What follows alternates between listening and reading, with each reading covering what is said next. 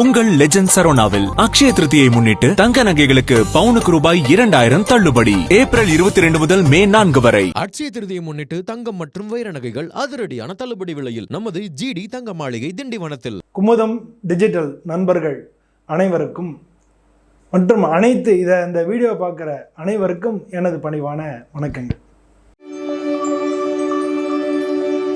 இந்த கடகராசிக்கு அதிபதி சந்திரன். இந்த ராசியில் இருக்கக்கூடிய நட்சத்திரங்கள் புனர்பூசம், பூசம், ஆயில்யம், இந்த 3 நட்சத்திரங்களா இருக்கு. இவங்களுக்கு 2வது வீடு. இவங்க பொதுவாக தொழில்னு பார்க்கும்போது 2, 6, 10 இது 3ஐயும் நம்ம பார்க்கணும். இந்த 3க்கு 120 டிகிரிஸ் இருக்கும். இந்த ஃபார்முலா வச்சு தான் நமக்கு ஃபேன்லாம் உருவானது. ஃபேன் சுத்துறது இல்லையா, அந்த ஃபேன்லாம் உருவானது. அப்போதான் ஈவனாக இருக்கும். அதில் திரிகோணம் அப்படின்னு நம்ம சொல்லுவோம் நம்மளுடைய ஜோதிட விதிகளில். இந்த 120 டிகிரிஸ் தான் நமக்கு 120 வருஷங்களாக வரும். தசா வருஷங்கள் எல்லாத்தையும் கூட்டினீங்கன்னா 120 வருஷம் வரும். இந்த 120 டிகிரிஸ் தான் 120 வருஷங்களாக வருது. ஸோ அதனால் திரிகோணம்ன்றது ரொம்ப முக்கியமான விஷயமா இருக்குது. இப்போ ஒருத்தர் வாழ்க்கையில் முன்னேறுவாரா அப்படின்னா 1, 5, 9 இதை பார்க்கலாம். 1லேருந்து எண்ணிங்கன்னா 1, 2, 3, 4, 5. 5லேருந்து 5, 6, 7, 8, 9. 9லேருந்து 9, 10, 11, 12, 1. ஸோ எப்படி பார்த்தாலும் அந்த 5 வரும். அது எல்லாமே ஈவனாக இருக்கும்.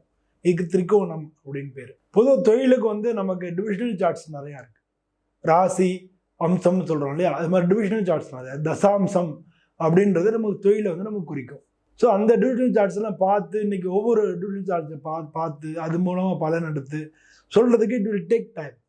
ஏன்னா அதுக்கு அந்த டிவிஷனல் சார்ட்ஸ் மட்டும் இல்லை, அஷ்டவர்க்கம் பார்க்கணும், வர்க்கத்தில் உள்ள பிந்துக்கள் பார்க்கணும், அந்த பிந்துக்களில் எவ்வளோ பரல்கள் இருக்குன்னு பார்க்கணும், அதுக்கு சோத்திய பிண்டம் பார்க்கணும். இதெல்லாம் பார்த்து இதை எடுத்து தனியாக வச்சுக்கணும். டிவிஷனல் சார்ட்ஸ் பார்க்கணும், இப்போ நடக்கிற தசாபுத்தி பார்க்கணும், கோச்சாரம் பார்க்கணும், அந்த கிரகங்கள் எந்த நட்சத்திரத்தில் இருக்குன்னு பார்க்கணும், அந்த நட்சத்திர அதிபதி யாருன்னு பார்க்கணும், அது டிவிஷனல் சார்ட்ஸ் எங்கே இருக்குன்னு பார்க்கணும். இப்படி பல பேராமீட்டர்ஸ் இவ்வளோ பார்த்துட்டு தான் இருந்தாங்க ஒரு காலகட்டத்தில். இது அப்படி பார்க்க ரொம்ப ஈஸியாக தெரிஞ்சிடும். இப்போ ஒரு ஜோதிடருக்கு எல்லாத்தையும் பார்க்குறவங்கன்னா ஈஸியாக அதெல்லாம் தெரிஞ்சிடும். ஸோ அதை இன்னைக்கு காலகட்டத்தில் அதெல்லாம் நம்ம எல்லாரும் தெரிஞ்சுக்க முடியாது. அப்போ எல்லாரும் எப்படி தெரிஞ்சுக்கலாம் அப்படின்றதுக்கு ஒரு மெத்தட், அதையும் நமக்கு முன்னோர்களே, இதெல்லாம் நான் சொல்லலைங்க, இதெல்லாம் நான் உருவாக்குனது கிடையாது ஜோதிடம் அப்படின்றது. நான் அதில் தெரிஞ்சுட்டு நம்ம எல்லாருக்கும் நம்ம சொல்கிறோம். நடுவில் இருக்கிறவங்க தான். நான் ஒரு ஸ்பீக்கர், மைக் இருக்குல்ல, அது மாதிரி தான் நான்.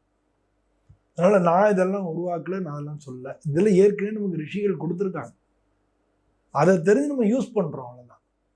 அந்த மாதிரி பல ரிஷிகள் பலவிதமான நமக்கு பேராமீட்டர்ஸு, பலவிதமான விஷயங்கள் இதெல்லாம் பார்த்தோம்னா இப்படி இருக்கும்னு சொல்லி கொடுத்துருக்காங்க. தமிழில் கூட இதுக்கு நிறையா ஜோதிட அலங்காரம் இது மாதிரி நிறையா இருக்குது. புலிப்பாணி ஜோதிடம் இது மாதிரி நிறையா, அகத்தியர் கூட கொடுத்துருக்காரு. இது மாதிரி பல விஷயங்கள் தமிழ்லேயே இருக்குது. இதெல்லாம் தமிழே ரொம்ப காலமாக யூஸ் பண்ணிட்டு இருக்கோம். அதனால் ஒன்லி நமக்கு வேதத்தில் மட்டும்தான் சொன்னாங்க, அது மாதிரி ஒன்லி சான்ஸ்கிரிட் தான் அப்படின்னு இல்லை. சான்ஸ்கிரிட்ன்றப்போ நிறைய அதில் இருக்குது. அதே மாதிரி தமிழ்லையும் நிறையா இருக்குது. அதெல்லாம் எடுத்து நம்ம யூஸ் பண்ணுறோம். ஸோ அப்படி பார்க்கும்பொழுது நீங்கள் கடகராசி அதுக்குன்னு பார்க்கும்போது 2ஆம் இடத்துக்கு அதிபதி சூரியன், உங்களுக்கு 6ஆம் இடத்துக்கு அதிபதி சனி பகவான், உங்களுக்கு தொழிற்சாலம் 10ஆம் வீட்டுக்கு அதிபதி செவ்வாய். ஸோ சூரியன், சனி, செவ்வாய், இந்த 3க்கும் உள்ள தொடர்புகள் தான் கடகராசி. நான் இப்போ சொல்கிறது கடகராசி என்பவர்கள் பல பேர் இதில் கேட்பீங்க, உங்களுக்கே அது புரியும். பொதுவாக வேலைகளில் ரொம்ப சிரமப்படுறவங்க இந்த கடகராசி அன்பர்கள். கடகராசி அன்பர்களில் பல பேர் முன்னேற்றங்களுக்கு பயங்கரமாக போராடி தான் முன்னேற முடியும். ஏன்னா சூரியனுக்கும் சனிக்கும் ஆகாது. சூரியன் 2ஆம் வீட்டு அதிபதி, சனி 6ஆம் வீட்டு அதிபதி. ஆனால் என்ன அப்படின்னா செவ்வாய் இருக்கார்ல 10ஆம் வீட்டு அதிபதி, அந்த செவ்வாய் உங்களுடைய ராசிக்கு, அதாவது உங்களுடைய ராசிக்கும் நல்லவர் தான், 2ஆம் இடத்துக்கும் அவர் நண்பர் தான். ஆனால் சனிக்கு செவ்வாய் பகை. அதனால உங்களுக்கு உள்ள திறமைகளுக்கு நீங்கள் காமிச்சு உங்களோட கடகராசியை பொறுத்தவரை அவங்களுக்கு என்ன திறமை இருக்கோ இல்லை என்ன படித்தாங்களோ அந்த வேலையை அவங்க பார்க்க மாட்டாங்க. அவங்க வேறு வேலைகளில் தான் அவங்க சோபிக்க முடியும். அப்படி சோபிச்சாதான், அப்படி போனால் தான் அவங்களுக்கு வருமானம் உண்டாகும். அவங்களுக்கு என்ன திறமை இருக்கோ அந்த கோர் சப்ஜெக்ட்லேயே அவங்க என்ன படித்தாங்களோ அந்த வேலைக்கு அவங்க போகும்போது வருமானங்கள் அவங்களுக்கு கம்மியாக இருக்கும். ஸோ இது கடகராசி அன்பர்கள் பொதுவாக இதை தெரிஞ்சுக்கிறது நல்லதுன்றதுக்காக நான் சொல்கிறேன். அது மட்டும் இல்லாமல் உங்களுக்கு ராசிக்கு அதிபதி சந்திரன்றதுனால நீங்கள் வந்து எப்பவும் ஏதான ஒரு சோகம் உங்கள்கிட்ட இருந்துகிட்டே இருக்கும். அதனால் சீக்கிரமாக வந்து ஒரு விஷயத்தில் வந்து சோர்ந்து போயிடுவீங்க. ஸோ உங்களுடைய திறமைகள் என்ன அப்படிங்கிறது தெரியணும்னா உங்களோட மனதுக்கு தான் எல்லாமே தெரியும். மனசுக்குள்ளேயே நீங்கள் நினச்சிக்குவீங்க. நீங்கள் என்ன செஞ்சாலும் அந்த செய்யக்கூடிய விஷயத்த இன்னொருத்தர் கொண்டு போய் காமிச்சு அதனுடைய பலன் இன்னொருத்தர் அடைவார். இது உங்கள் ராசிக்குன்னு உள்ள ஒரு ஸ்பெஷல் கேரக்டர். ஸோ இந்த ராசியில் உள்ளவங்க எல்லாமே சூரியன், சனி, செவ்வாய் இந்த 3 பேருக்கும் உண்டான விஷயங்களை நம்ம செய்கிறோமா அப்படின்னு பார்க்கணும்.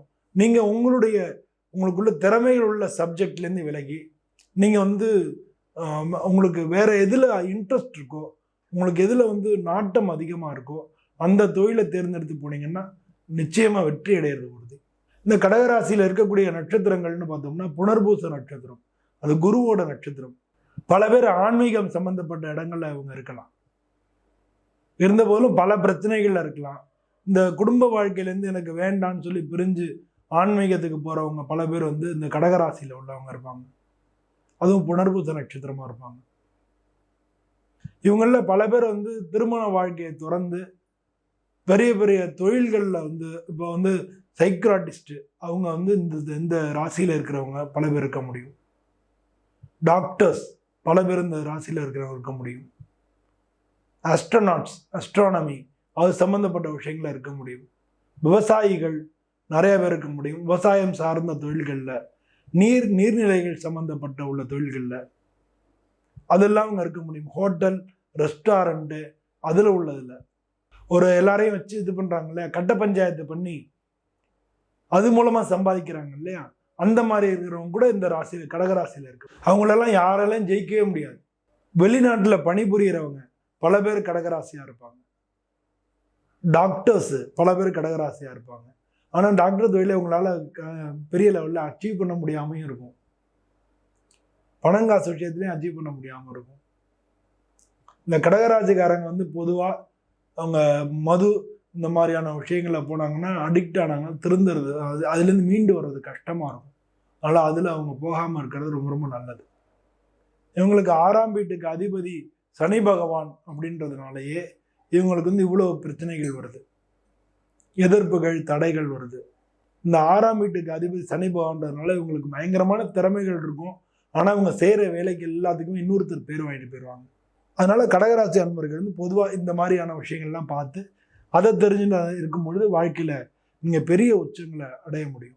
உங்களுடைய ஜாதகம், அந்த ஜாதகத்தில் இந்த அதிபதிகள் எங்கே இருக்காங்க, எந்த நட்சத்திரங்களில் இருக்காங்க, அவங்களுடைய பலன்கள் எப்படி, இப்போ நடக்கூடிய தசாபுத்தி எப்படி, கோச்சாரம் எப்படி, இதெல்லாத்தையும் தெரிஞ்சுட்டு நான் சொன்னதையும் இணைச்சி வச்சு நீங்கள் எல்லாத்தையும் ஒரு பார்வை பார்த்தீங்கன்னா நிச்சயமாக நீங்கள் ஜெயிக்க முடியும். அது மாதிரி கடகராசி அன்பர்கள் வந்து இதெல்லாம் பார்த்தீங்க. உங்கள் ராசிக்கு வந்து இந்த சூரியன், சனி, செவ்வாய் இது 3 சேர்றதுனால பொதுவாக வந்து நீங்கள் சிவன் அவரை வந்து பிரதோஷத்தன்னைக்கு போய் வணங்கும் பொழுது, அதுவும் சனி பிரதோஷமாக இருந்து போய் வணங்குனீங்கன்னா ரொம்ப ரொம்ப நல்லது.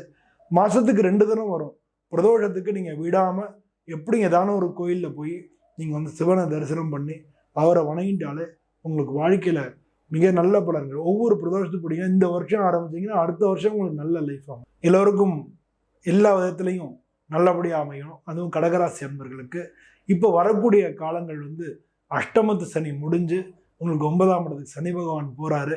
ஸோ இப்போ இந்த டயத்தில் உங்களுக்கு தொழில் ரீதியான மாற்றங்கள், இடமாற்றங்கள் எல்லாத்தையும் கொடுக்க போகிறாரு.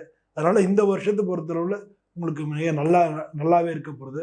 நான் சொன்ன மாதிரி எல்லாத்தையும் எடுத்து வச்சுட்டு கரெக்டாக அடுத்த அடியை நீங்கள் பார்த்து வச்சுட்டிங்கன்னா வாழ்க்கை பாதையில் நீங்கள் தொடர்ந்து போகிறதுக்கு மிக நல்ல பலன்களை இது கொடுக்கும். எல்லோருக்கும் நன்றி. எனது பணிவான வணக்கங்கள். உங்கள் லெஜண்ட் சரோனாவில் அக்ஷய திருதியை முன்னிட்டு தங்க நகைகளுக்கு பவுனுக்கு ரூபாய் 2000 தள்ளுபடி. ஏப்ரல் 22 முதல் மே 4 வரை. அட்சய திருதியை முன்னிட்டு தங்கம் மற்றும் வைர நகைகள் அதிரடியான தள்ளுபடி விலையில் நமது ஜிடி தங்க மாளிகை திண்டிவனத்தில்.